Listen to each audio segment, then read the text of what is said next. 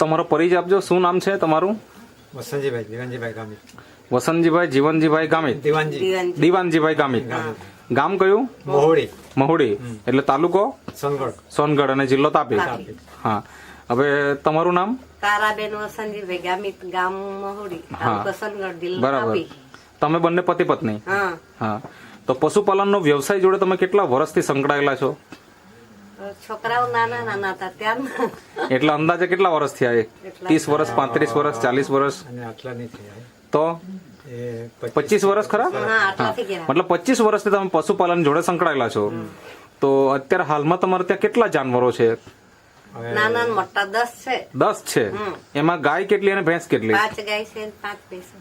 5 ગાય અને 5 ભેંસ. બરાબર.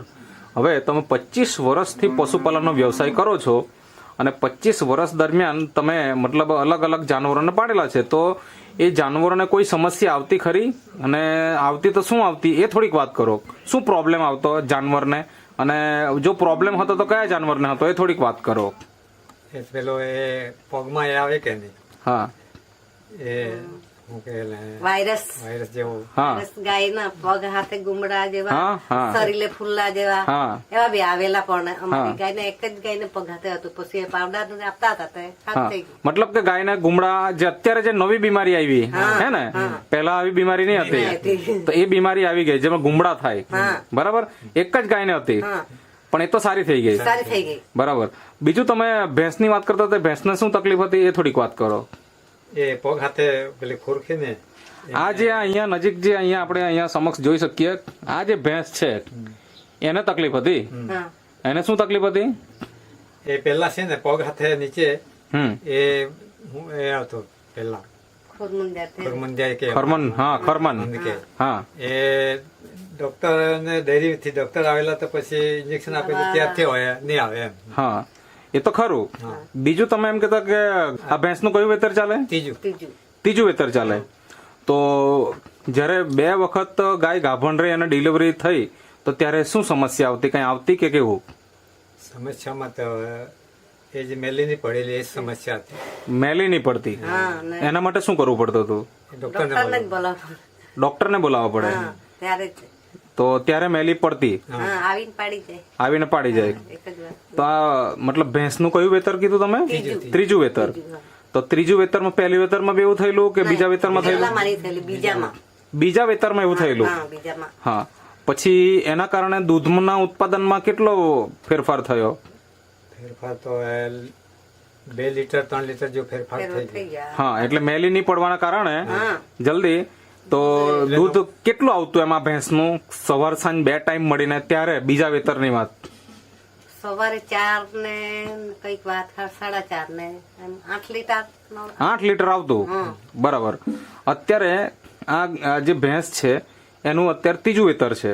બરાબર ને? ભેંસનું વિયાણ થયું ને મતલબ કેટલો સમય થયો? ચોથો દિવસ. આજે ચોથો દિવસ. તો આ વખતે ડોક્ટરને બોલાવવા પડ્યા કે નહીં બોલાવવા પડ્યા? નહીં. તો એવું તો શું કર્યું કે તમારે ડોક્ટરને બોલાવવાની જરૂર નહીં પડી? એ થોડીક માહિતી આપો. શું ખવડાવ્યું એને? એક પેલું પાવડર છે. આ જે પાવડર છે, આ જે પશુપાલક માટે આશીર્વાદ રૂપ સમાન છે, CFC પ્લસ એનું નામ છે, નેટસપ કંપનીની આ પ્રોડક્ટ છે. અને આ તમારી ભેંસને વપરાવી તો કયો ભેંસનો કયો મહિનો ચાલતો હતો અને ત્યારથી તમે આ CFC પ્લસ વાપર્યું? 8મો મહિનો. એટલે 8મા મહિનાથી તમે આ CFC પ્લસ નો ઉપયોગ કર્યો. 2 ટાઈમ વાપરતા કે એક ટાઈમ? એક જ ટાઈમ. એક જ ટાઈમ. 8મા માસમાં એક ટાઈમ આપતા હતા. પછી એક ટાઈમ આપતા. પછી જેમ માસ વધતા જતા 2 ટાઈમ. હા, પછી 2 ટાઈમ કરી નાખ્યું. બરાબર. તો હવે કેટલા ડબ્બા વાપરાવ્યા તમે? 2 2 જ ડબ્બા વાપર્યા. બરાબર. તો એનાથી તમને પહેલું રિઝલ્ટ એ મળ્યું કે જાનવરને મતલબ તમારી જે ભેંસને જે તકલીફ હતી કે મેલી નહીં પડતી હતી, એ આ વખતે ડોક્ટરને બોલાવવાની જરૂર નહીં પડી. તો એના કારણે જે દૂધના ઉત્પાદનમાં બીજા વેતર અને ત્રીજા વેતર વચ્ચે શું ફેરફાર દેખાય તમને? પહેલા વેતરમાં તમે કીધું કે 2 ટાઈમ મળીને 8 લીટરના આસપાસ થતું, તો અત્યારે આ ચોથો દિવસ ચાલે તો એના હિસાબે અત્યારે કેટલું દૂધ આવે 2 ટાઈમ મળીને? 10 લીટર. 10 લીટર. મતલબ 2 લીટરનો ફાયદો થઈ ગયો. અને હજુ તો ચોથો જ દિવસ છે. હજુ તો દાણ ને એવું ખાવામાં થોડીક મતલબ હવે હજુ વધવાની શક્યતા ખરી ખરી. કેટલા લીટર સુધી જાય એવું તમને લાગે એ આપણે હે દે તો 6 લીટર દે સવારે ને સાંજે ને કંઈ. 12 લીટર સુધી જાય એવું ખરું 11-12 લીટર થશે બરાબર. તો ઘણા બધા પશુપાલક મિત્રો આજે આવી નાની મોટી સમસ્યાથી ઘેરાયેલા છે બરાબર. તમે કીધું તેમ એક ગાયને પગમાં પેલા ગુમડા પડી ગયા અને પછી શરીર પર પણ ગુમડા પડ્યા, તો એને પણ તમે આ પાવડર ખવડાવ્યો કે પછી કેવું આ જ પાવડર ખવડાવેલો? આપેલો હા, તો એ પ્રોબ્લેમ પણ દૂર થઈ ગયો અને આ જે મેલી પડવાની જે સમસ્યા હતી એને પણ દૂર થઈ ગયું. હવે મને એ જણાવો કે આ ત્રીજા વેતર દરમિયાન ભેંસે પાડી આપ્યો કે પાડો આપ્યો? પાડી પાડી. ત્રીજી વખત પાડી, પહેલી વખત બી પાડી, બીજી વખત બી પાડી, ત્રીજી વખત બી પાડી. ત્રીજી વખત બી પાડી આવી. પણ તે તો પહેલી 2 વખતની પાડીને આ ત્રીજી પાડીમાં શું ફેરફાર?